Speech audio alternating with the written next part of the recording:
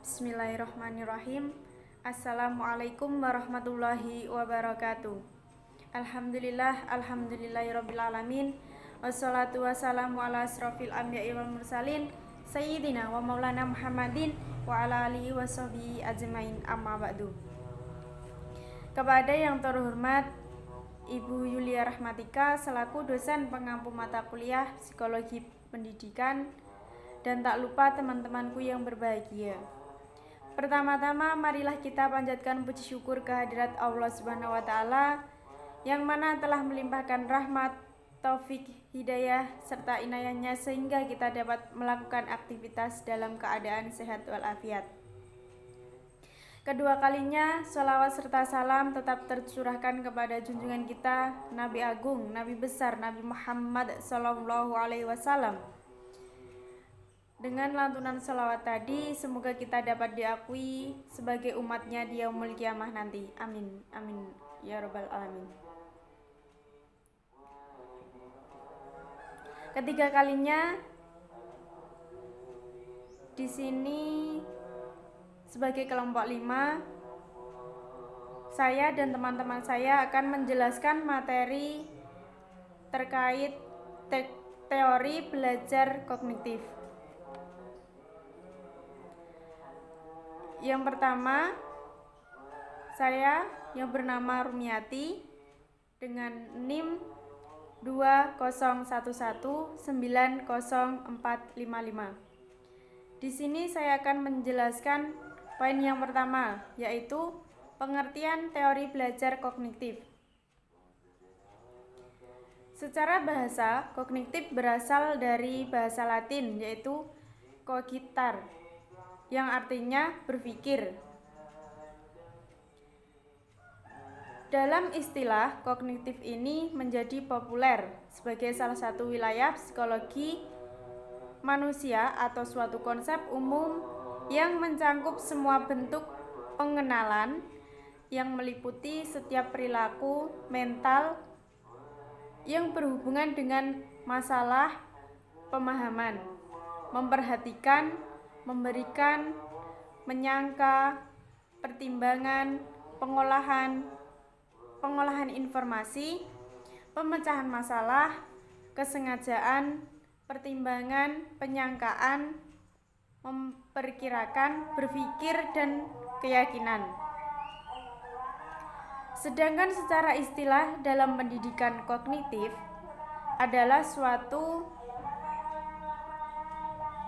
atau salah satu teori di antara teori belajar di mana belajar adalah pengorganisasian atau aspek-aspek di dalam kognitif dan persepsi untuk memperoleh suatu pemahaman.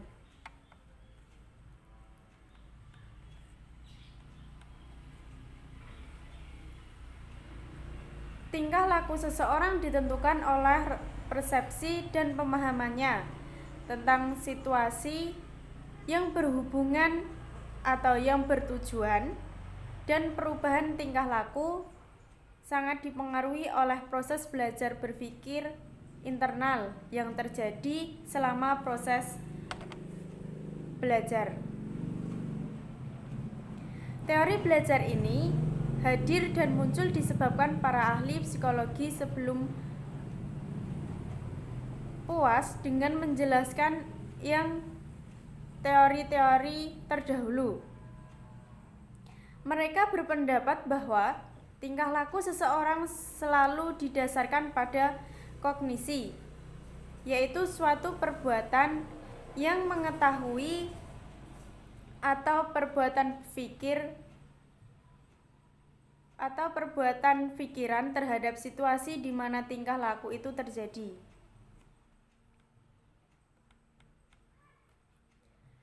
Teori belajar kognitif lebih menekankan pada belajar, suatu proses yang terjadi dalam akal pikiran manusia, seperti yang diungkapkan oleh Wickel pada tahun 1996.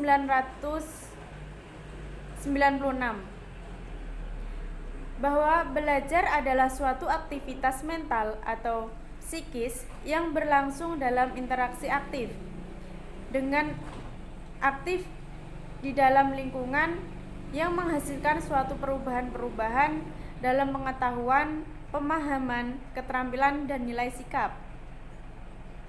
Perubahan itu bersifat secara relatif dan berbekas, sehingga dapat disimpulkan bahwa pada dasarnya belajar adalah suatu proses usaha yang melibatkan aktivitas mental yang terjadi dalam diri manusia sebagai akibat dari proses interaksi aktif dengan lingkungannya untuk memperoleh suatu perubahan dalam bentuk pengetahuan. Ada juga pemahaman, tingkah laku, keterampilan, dan nilai sikap yang bersifat relatif dan berbekas. Objek-objek yang diamatinya dihadirkan dalam diri seseorang melalui tanggapan, gagasan, atau lambing yang merupakan sesuatu yang bersifat mental. Misalnya, seperti seseorang menceritakan hasil perjalanannya berupa pengalaman kepada temannya sendiri atau kepada seseorang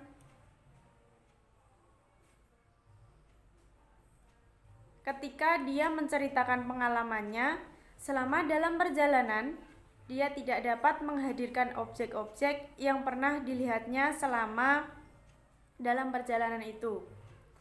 Dia hanya dapat menggambarkan semua objek itu dalam bentuk kata-kata atau kalimat.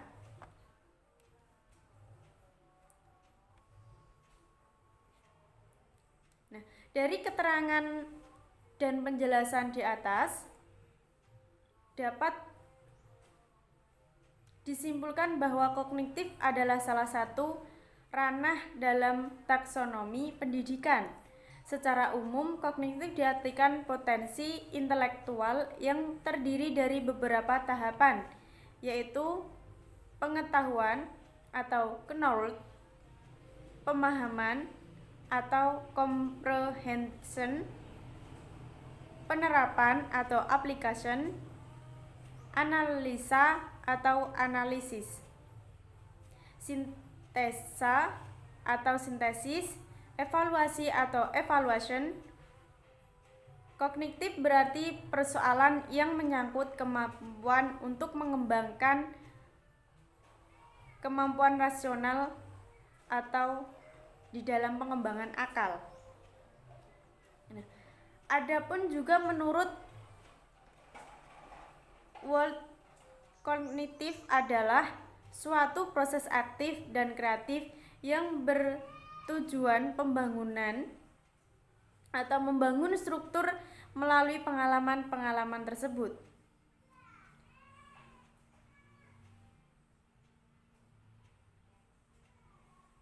Bahwa pikiran adalah hasil kreasi para siswa yang aktif dan kreatif yang kemudian disimpan di dalam memori di Vesta pada tahun 1987. Teori belajar kognitif ini menekankan bahwa perilaku seseorang ditentukan oleh persepsi serta pemahamannya tentang situasi yang berhubungan dengan tujuan belajarnya. Teori ini lebih mementingkan proses belajar daripada hasil-hasil belajar. Model belajar kognitif merupakan suatu bentuk dari teori belajar yang sering disebut sebagai model perseptual.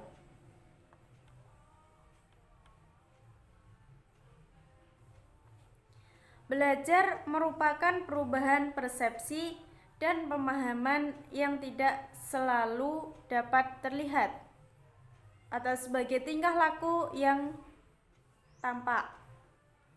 Teori ini berpandangan bahwa belajar merupakan suatu proses internal yang mencangkup ingatan, retensi, pengolahan informasi, emosi, dan aspek kajian lainnya.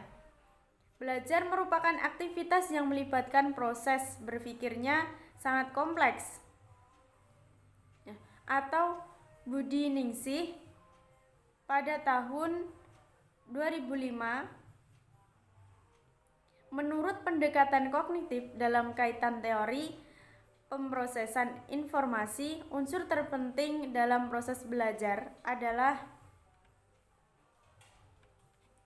pengetahuan yang dimiliki setiap individu. Nah, pengetahuan deklaratif yaitu pengetahuan yang dapat dinyatakan dalam bentuk kata atau disebut pula pengetahuan yang konseptual. Pengetahuan deklaratif rentangnya luas, dapat tentang fakta, konsep, generalisasi, pengalaman pribadi, atau tentang hukum dan sebuah aturan.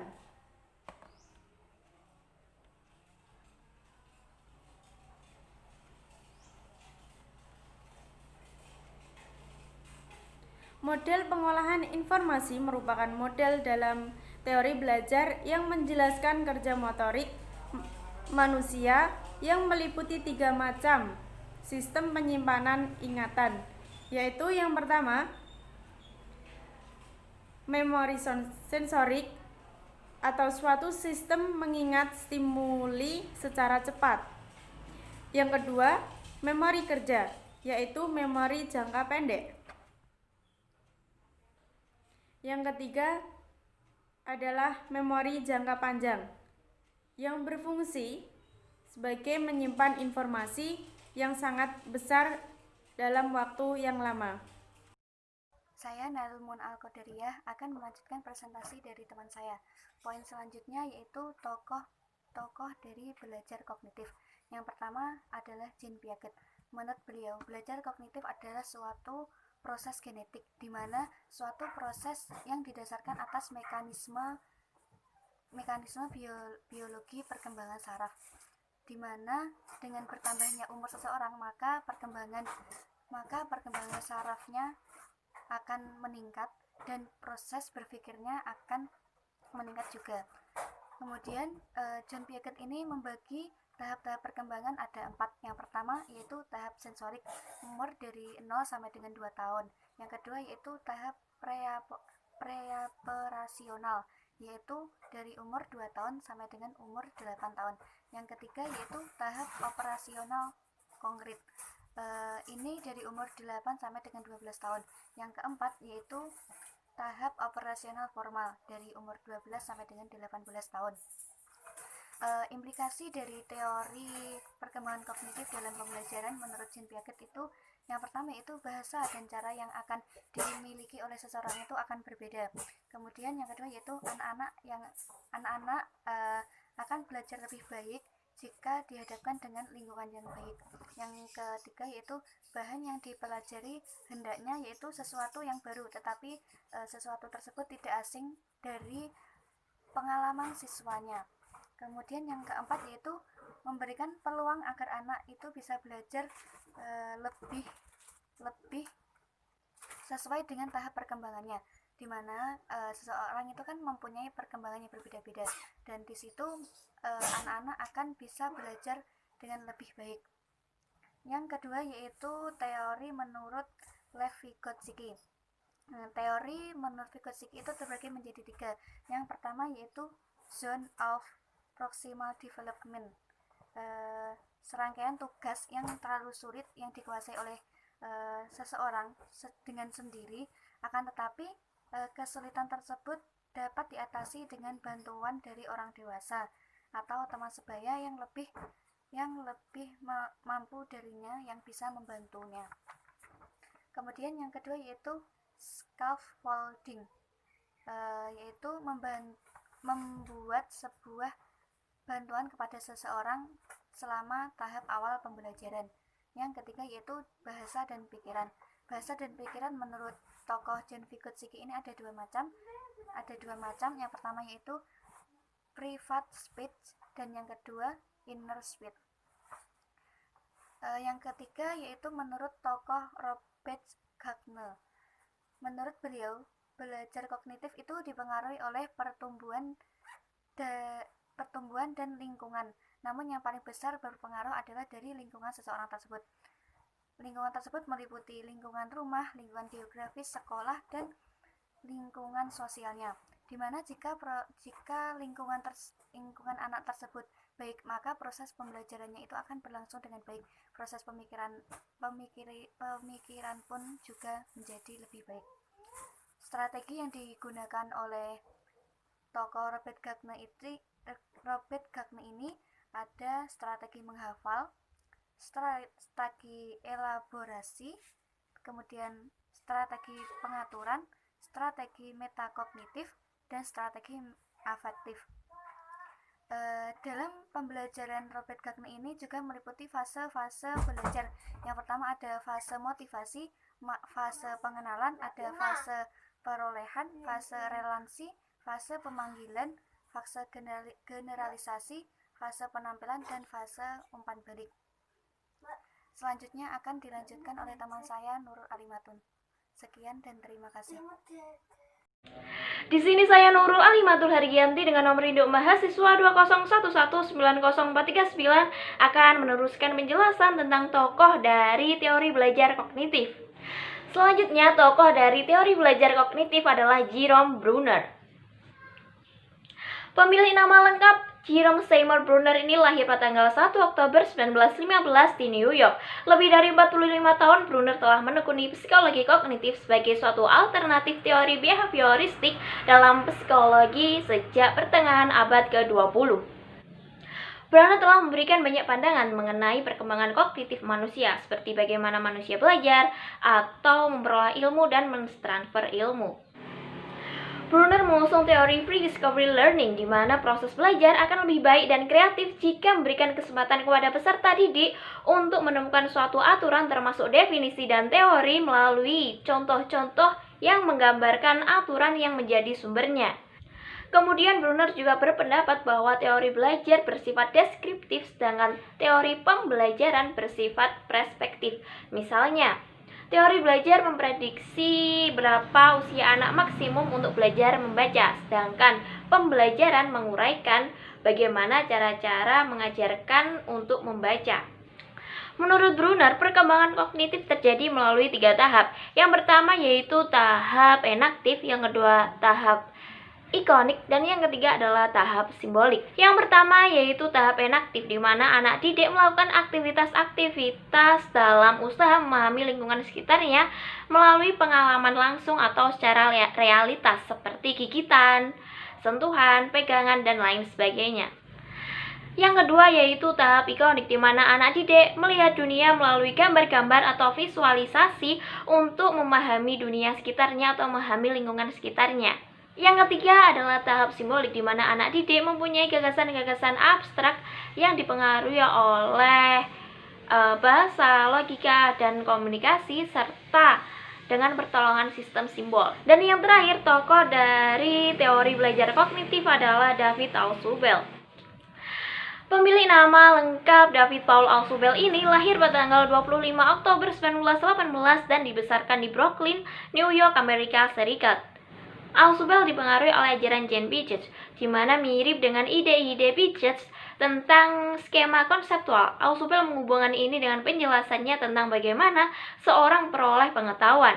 Ausubel percaya bahwa pemahaman konsep, prinsip, dan ide yang dicapai itu melalui penalaran deduktif.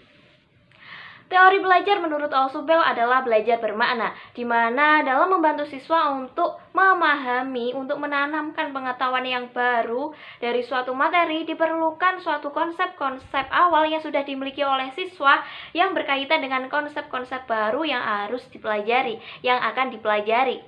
Menurut Ausubel ada 2 jenis belajar, yaitu belajar bermakna dan belajar menghafal. Tetapi Ausubel lebih menekankan kepada belajar bermakna. Mengapa? Karena belajar bermakna adalah memberikan pemahaman proses belajar yang tidak hanya menghafal konsep atau fakta-faktanya saja, tetapi memberikan pemahaman melalui konsep-konsep yang dihubungkan untuk menghasilkan suatu pemahaman yang utuh, sehingga proses belajar itu dipahami secara baik dan tidak mudah dilupakan. Sehingga guru di sini sebagai perancang pembelajaran dan pengembang program pembelajaran dengan mengenali dan menggali konsep-konsep belajar yang dimiliki oleh siswa dan dipadukan dan memadukan secara harmonis dengan pengetahuan baru yang akan dipelajari sehingga semuanya akan bermakna. Nah, sedangkan persyaratan agar belajar menerima menjadi belajar bermakna menurut Ausubel adalah yang pertama, belajar menerima akan menjadi belajar bermakna akan terjadi apabila siswa memiliki strategi belajar bermakna. Yang kedua, yaitu tugas-tugas yang diberikan kepada siswa harus sesuai dengan pengetahuan yang dimiliki oleh siswa. Yang ketiga, tugas-tugas belajar yang diberikan kepada siswa harus sesuai dengan tahap perkembangan intelektual siswa. Dan yang keempat adalah faktor motivasional yang diberikan kepada siswa. Baiklah, di sini saya akan menjelaskan poin yang C, yaitu implikasi teori belajar kognitif dalam pembelajaran. Hakikat belajar menurut teori kognitif ini dijelaskan sebagai suatu aktivitas belajar yang berkaitan dengan penataan informasi, reorganisasi perseptual, dan proses internal. Kegiatan pembelajaran yang berpijak pada teori kognitif ini sudah banyak digunakan dalam merumuskan tujuan pembelajaran, mengembangkan strategi dan tujuan pembelajaran, tidak lagi mekanistik sebagaimana yang dilakukan dalam pendekatan behavioristik. Kebebasan dan keterlibatan siswa secara aktif dalam proses belajar sangat penting. Ketiga aliran tokoh kognitif yaitu Piaget, Brenner, dan Ausubel secara umum memiliki pandangan yang sama, yaitu mementingkan keterlibatan siswa secara aktif dalam belajar. Menurut Piaget, hanya dengan mengaktifkan siswa secara optimal, maka proses asimilasi dan akomodasi pengetahuan pengalaman dapat terjadi dengan baik. Sementara itu, Brenner lebih banyak memberikan kebebasan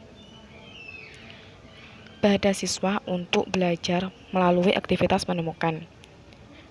Dengan cara demikian akan mengarahkan siswa kepada belajar dengan bentuk induktif yang menuntut banyak dilakukan pengulangan. Selain itu, menurut Ausubel lebih mementingkan struktur disiplin ilmu dalam proses belajar, lebih banyak menekankan pada cara berpikir deduktifnya. Hal ini tampak pada konsepsinya mengenai advanced organizer sebagai kerangka konseptual tentang isi pelajaran yang akan dipelajari siswa nanti. Dalam pemahaman di atas, maka aplikasi pembelajaran yang dikemukakan oleh masing-masing tokoh tersebut berbeda-beda. Secara garis besar, langkah-langkah pembelajaran yang dikemukakan oleh Sutya dapat digunakan sebagai berikut. Yang pertama yaitu langkah-langkah pembelajaran menurut Piaget. Yang pertama, A. Langkah-langkahnya adalah menentukan tujuan pembelajaran. Yang D. Memilih materi pelajaran. Yang C. Menentukan topik-topik yang dapat dipelajari secara aktif. Yang D. Menentukan kegiatan yang sesuai dengan topik-topik tersebut. Misalnya, penelitian, pemecahan masalah, diskusi, simulasi, dan sebagainya. Yang E. Mengembangkan metode pembelajaran untuk merangsang kreativitas dan cara berpikir siswa itu. Dan yang terakhir adalah melakukan penilaian dan proses hasil belajar dari siswa itu. Pendapat yang kedua yaitu menurut Brenner. Langkah-langkah dalam pembelajarannya yang pertama adalah menentukan tujuan pembelajaran. Yang B. Melakukan identifikasi karakteristik siswa yang meliputi kemampuan awal, motivasi, gaya belajar, dan sebagainya. Yang C. Memilih materi pelajarannya. Yang D. Memilih topik yang dapat dipelajari siswa secara induktif. Yang E. Mengembangkan bahan-bahan belajar berupa contoh-contoh, memberikan ilustrasi, memberikan tugas, dan sebagainya untuk dipelajari oleh siswa. Yang F. Mengatur topik-topik pelajaran dari yang sederhana ke yang kompleks atau dari tahap enaktif, ikonik, dan ikonik sampai ke simbolik. Dan yang terakhir adalah melakukan penilaian proses dan hasil belajar dari siswa. Dan langkah-langkah yang ketiga menurut Alsobel, yang pertama yaitu menentukan tujuan belajar, dan yang B, melakukan identifikasi karakteristik siswa yang meliputi kemampuan awal, motivasi, gaya belajar, dan sebagainya. Yang C, memilih mata pelajaran sesuai dengan karakteristik siswa dan mengaturnya dalam bentuk konsep-konsep ini. Yang D, menentukan topik-topik dan menampilkannya dalam bentuk advance organizer yang akan dipelajari siswa. E, mempelajari konsep-konsep inti tersebut dan menerapkannya dalam bentuk nyata. Dan yang terakhir yaitu melakukan penelitian atau penilaian proses dari hasil belajar siswa selama ini. Baiklah, demikian presentasi dari kami. Kurang dan lebihnya kami mohon maaf. Wabillahi taufik wal hidayah. Wassalamualaikum warahmatullahi wabarakatuh.